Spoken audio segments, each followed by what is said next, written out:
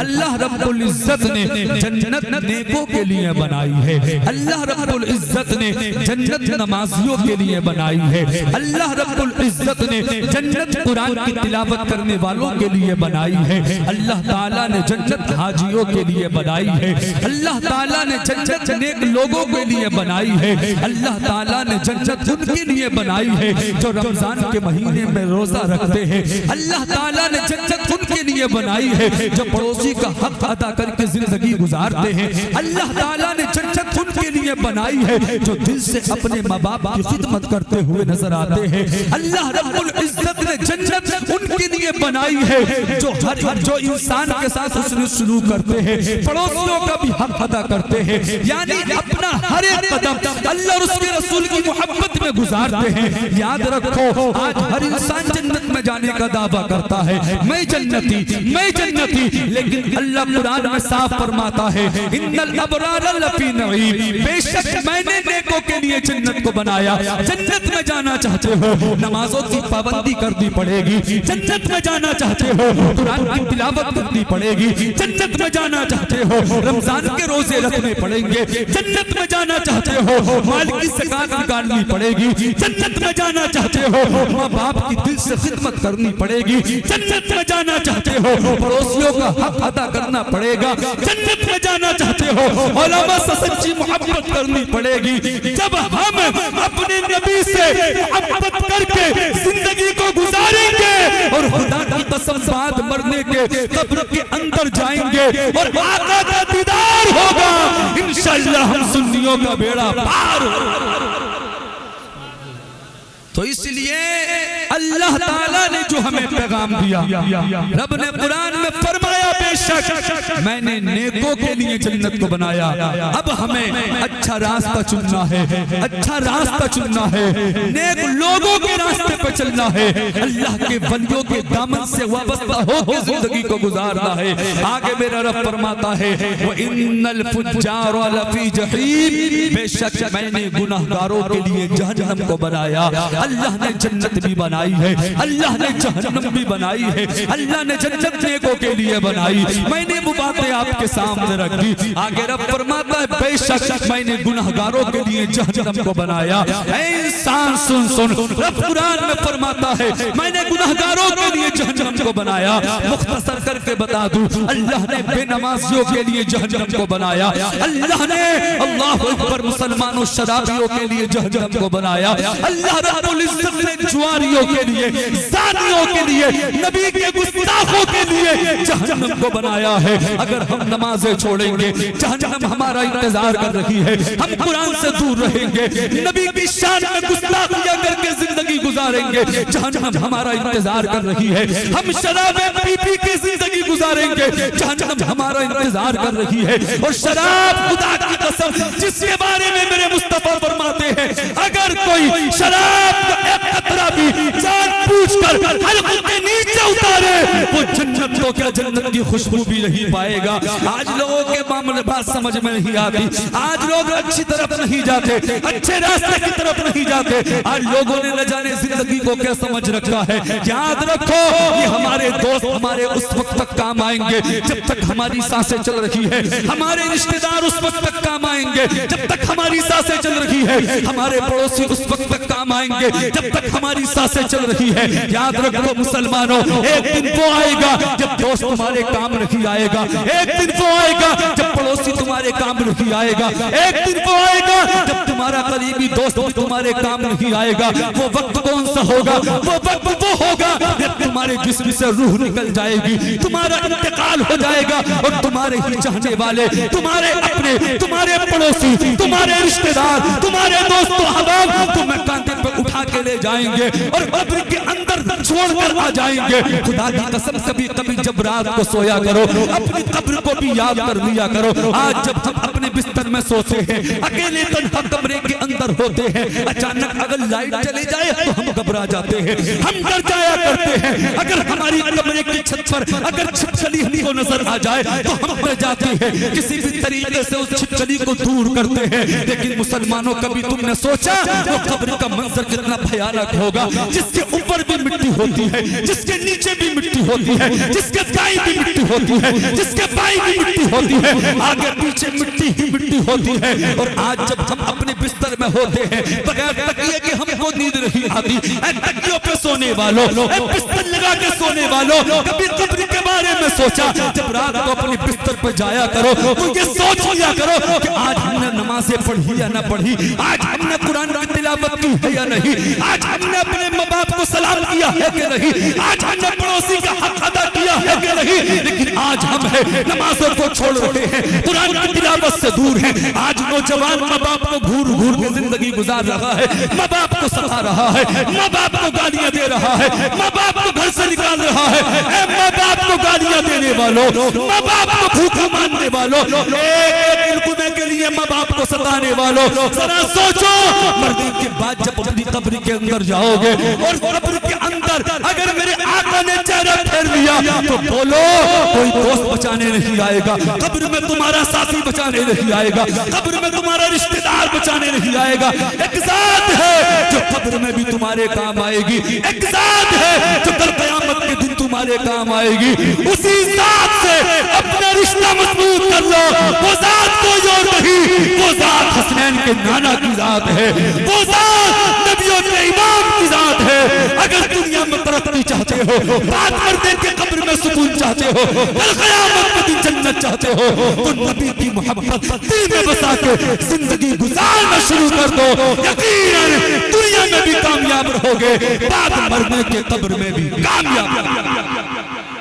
لیکن آج ہم ہیں نوجوان اپنے ماں باپ کو ستا رہے ہیں, پڑوسی پڑوسی کو ستا رہا ہے, رشتہ دار میں بول چال بند. آج ہم اپنی مرضی سے زندگی گزار رہے ہیں. آج ہم شریعت کے مطابق نہیں بلکہ اپنی طبیعت کے مطابق زندگی گزار رہے ہیں.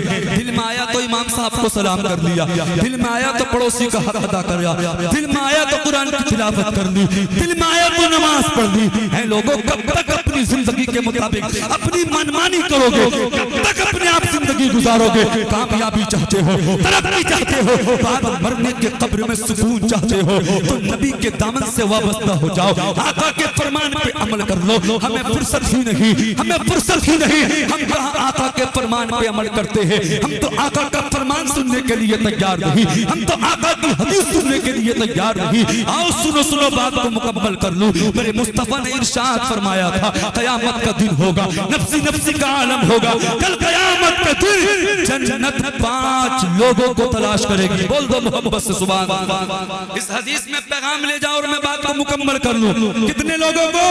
5 لوگوں کو جنت قیامت کے دن تلاش کرے گی, اور وہ لوگ خوش نصیب ہوں گے جن کو قیامت میں جنت تلاش کرے گی. جانتے ہو وہ 5 لوگ کون کون ہوں گے؟ آپ کوشش کریں ان 5 لوگوں کے اندر شامل ہونے کی. اللہ اکبر مسلمانوں, حدیث مکمل کر لوں. آقا فرماتے ہیں پہلا وہ ہوگا قیامت کے دن جس کو جنت تلاش کرے گی, پہلا وہ ہوگا میرے مصطفیٰ فرماتی دنیا کے اندر جو قرآن کی کثرت سے تلاوت کرتا ہوگا. بول دے پیچھے والے بھی بولے محبت سے سبحان اللہ. آقا فرماتی پہلا وہ جو دنیا میں قرآن کی کثرت سے تلاوت کرتا ہوگا. لیکن آج معاملہ کیا ہے؟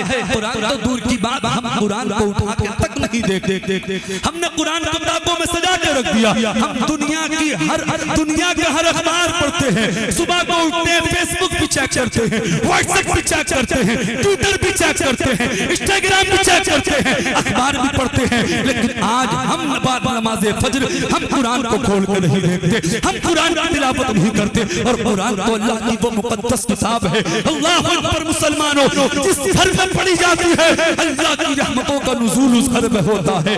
آج لوگ کہتے ہیں ترقی ترقی ترقی, برکت نہیں ہو رہی, برکت نہیں ہو رہی. آج ہم نے ان کاموں کو چھوڑ دیا ہے جن کاموں کے کرنے سے گھر میں برکتیں ہوتی ہیں. وہ کام کیا ہے؟ وہ کام نماز ہے, وہ کام قرآن کی تلاوت ہے. مصطفیٰ فرماتے ہیں جو دنیا میں کثرت سے قرآن کی تلاوت کرے گا قیامت کے دن جنت اس کو تلاش کرے گی. سبحان اللہ. اس لیے قرآن سے رشتہ مضبوط کرو, قرآن کی تلاوت کیا کرو.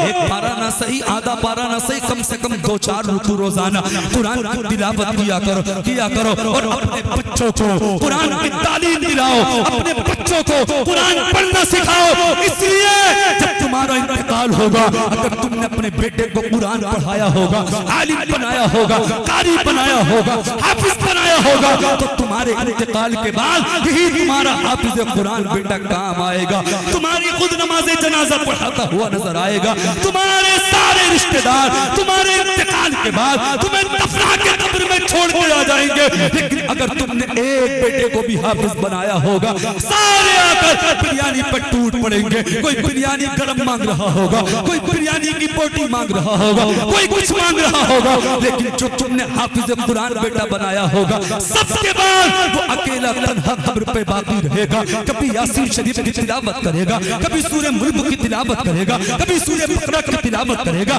کبھی سورہ رحمان کی تلاوت کرے گا. آج ہم نے قرآن کو ہلکا سمجھ رکھا ہے. ہم دنیاوی تعلیم اپنے بچوں کو دلاتے ہیں, ہم قرآن کی تلاوت تعلیم سے اپنے بچوں کو دور رکھتے ہیں. آؤ قرآن کی شان کیا ہے, قرآن کا مقام و مرتبہ کیا ہے. حضرات یہ وہی قرآن ہے, اسی قرآن کے اندر ایک سورت ہے جس کے بارے میں میرے مصطفیٰ فرماتے ہیں جس کو سورہ اخلاص کہا جاتا ہے. آقا فرماتے ہیں جو سورہ اخلاص کی 3 مرتبہ تلاوت کرے اللہ تعالیٰ اس کو ایک قرآن پاک کا ثواب عطا فرماتا ہے. حضرات یہ وہی قرآن ہے, اسی قرآن کے اندر ایک سورت ہے جس کو یاسین شریف کہا جاتا ہے. میرے مصطفیٰ فرماتے ہیں جو یاسین شریف کی ایک مرتبہ دل سے ثواب کی نیت سے تلاوت کرتا ہے اللہ تعالیٰ اس کو 10 قرآنوں کا ثواب عطا فرماتا ہے. حضرات یہ وہی قرآن ہے, اسی قرآن کے اندر ایک سورت ہے جس کو سورہ واقعہ کہا جاتا ہے. میرے مصطفیٰ فرماتے ہیں جو روزانہ شام کو سورہ واقعہ کی تلاوت کرتا ہے اللہ تعالیٰ اس کے گھر سے غریبی کو دور کر دیا کرتا ہے. حضرات یہ وہی قرآن ہے, اسی قرآن کے اندر ایک سورت ہے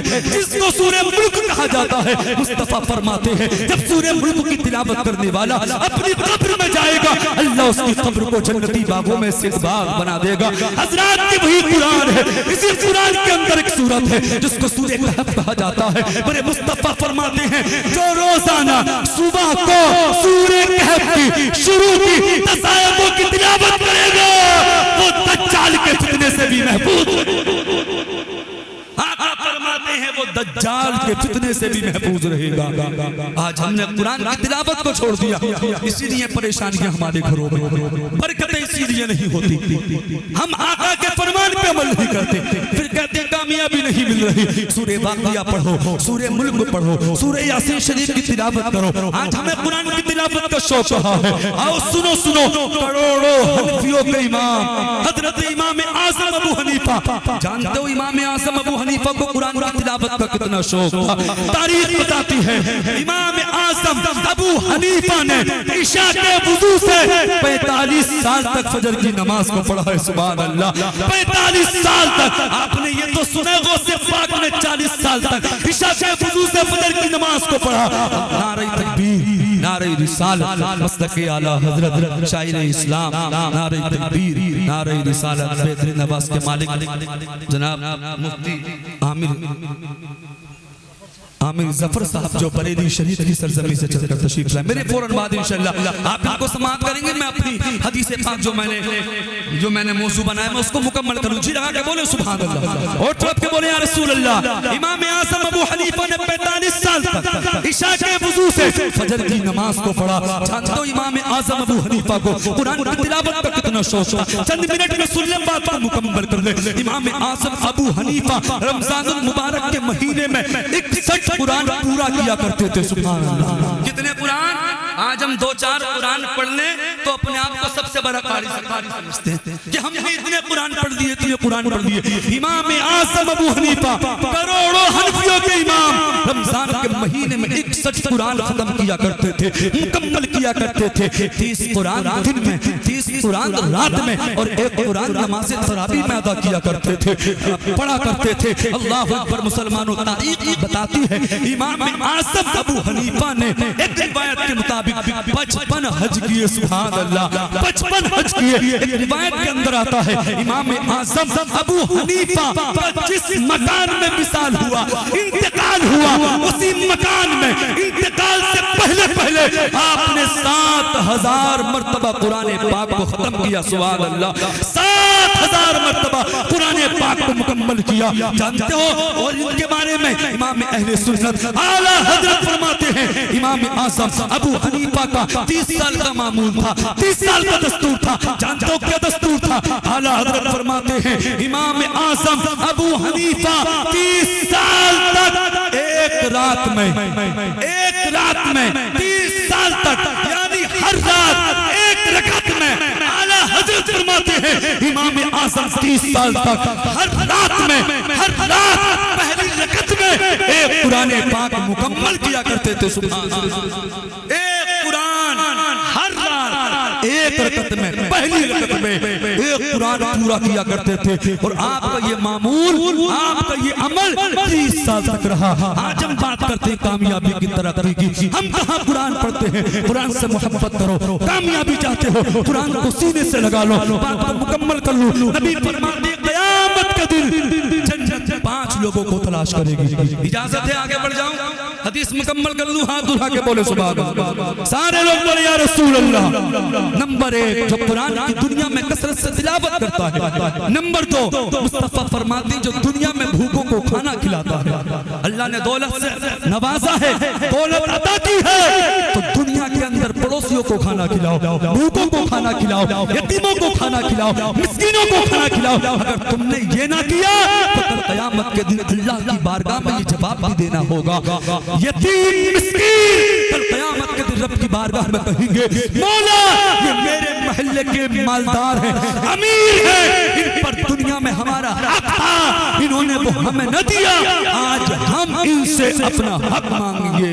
اللہ اکبر مسلمانوں، وقت بہت ہو رہا ہے۔ نمبر 3 سنیں، تیسرا وہ شخص کون سا ہوگا قیامت کے دن جس کو جنت تلاش کرے گی؟ مصطفیٰ فرماتے ہیں جو ننگوں کو کپڑا پہناتا ہے، جو ننگوں کو کپڑا پہناتا ہے، جو یتیموں کی مدد کرتا ہے، غریبوں کو کپڑے پہناتا ہے۔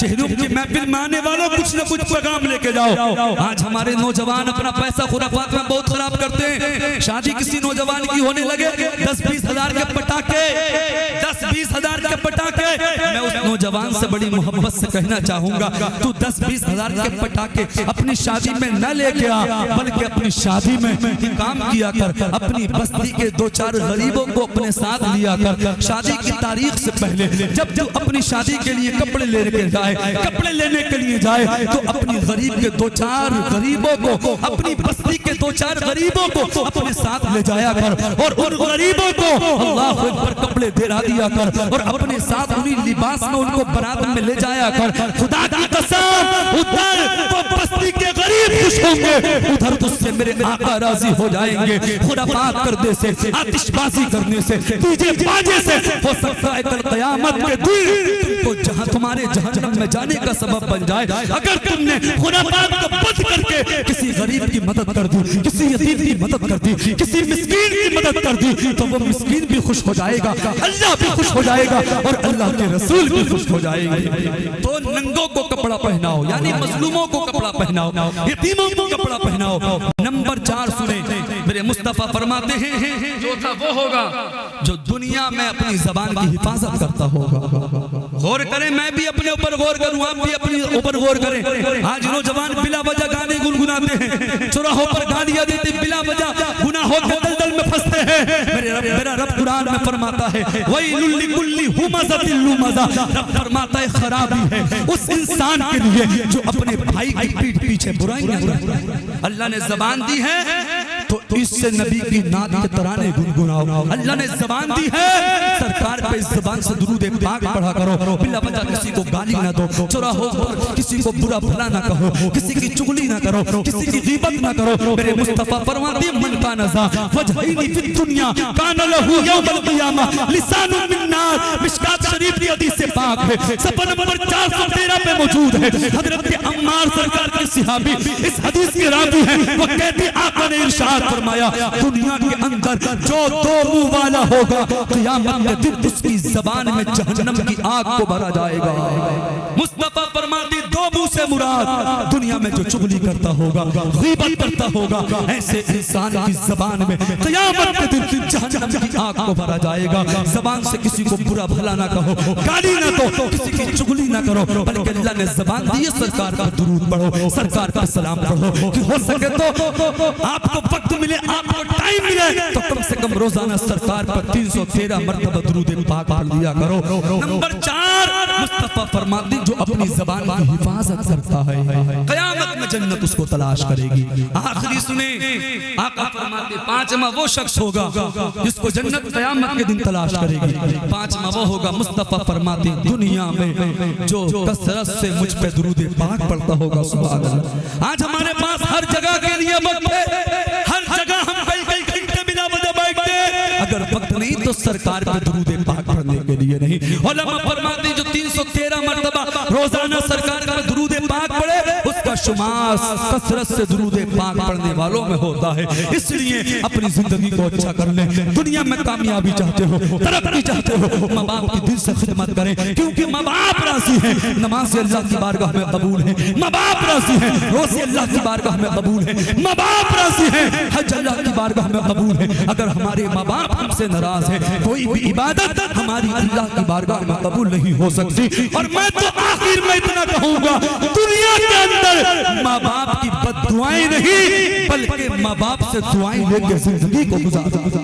آج ہر انسان، بس آخری بات ختم، آج ہر انسان ترقی چاہتا ہے، کامیابی چاہتا ہے۔ پیروں کو بھی اپنے گھر بلاؤ، پیروں کی بھی خاطر کرو، پیروں کی بھی خدمت کرو، لیکن سب سے بڑا اگر کوئی پیر تمہارے گھر میں ہے تو تمہارا بوڑھا باپ ہے، تمہاری بوڑھی ماں ہے۔ جب تک وہ راضی نہیں ہوں گے اللہ تم سے راضی نہیں ہو سکتا، اللہ کا رسول تم سے راضی نہیں ہو سکتا۔ جانتے ہو ماں کی دعا میں کتنا اثر ہے؟ 1.5 منٹ کی بات سن لے اور دل کی تختی پہ نوٹ کر لے۔ اللہ اکبر، مسلمانوں ایک شخص تھا جو بڑا گناہگار تھا، بدکار و بدفعال تھا، طرح طرح کے گناہ کیا کرتا تھا۔ اللہ اکبر، مسلمانوں مختصر بتا دوں، جب جس کا انتقال ہوا، انتقال کے بعد اس کو کسی نے خواب میں دیکھا۔ کیا دیکھا؟ وہ جنت میں جنتی لباس پہنے ہوئے ہے، جنت میں حاجیوں کے ساتھ ہے۔ جس نے اس کو خواب میں دیکھا، جانتے اس نے معلوم کیا، وہ کہنے لگا تم تو بڑے گناہگار تھے، بدکار و بدافعال تھے، طرح طرح کے گناہ کیا کرتے تھے، تم کو جنت کیسے ملی، جنتی لباس کیسے ملا، جنت میں حاجیوں کا ساتھ کیسے ملا؟ وہ کہنے لگا ہاں میں دنیا میں گناہ تو کیا کرتا تھا، طرح طرح کے گناہ کیا کرتا تھا، لیکن میرا ایک عمل تھا۔ وہ کہنے لگا کون سا عمل تھا؟ وہ کہنے لگا میرا عمل یہ تھا، جب میں اپنے گھر سے نکلتا تھا، میرے گھر میں میری بوڑھی ماں رہتی تھی، میں اپنے سر کو اپنی بوڑھی ماں کے قدموں میں رکھ دیا کرتا تھا۔ جب میں اپنے سر کو اپنی بوڑھی ماں کے قدموں میں رکھتا تھا تو میری ماں میرے لیے دل سے دعا کرتی تھی اور کہتی تھی مولا میں اپنے بیٹے سے راضی ہوں، تو بھی میرے بیٹے سے راضی ہو جا، میرے بیٹے کے گناہوں کو معاف کر دے۔ وہ شخص کہتا ہے اے انسان، اللہ نے میرے مردے کے بعد میرے گناہوں کو نہ دیکھا بلکہ میری ماں کی دعا کو قبول کر دیا اور ماں کی دعا کی وجہ سے مجھے جنتی بنا دیا، جنت میں حاجیوں کا ساتھ عطا فرمایا۔ اسلام زندہ باد، وما علینا الا البلاغ۔ السلام علیکم۔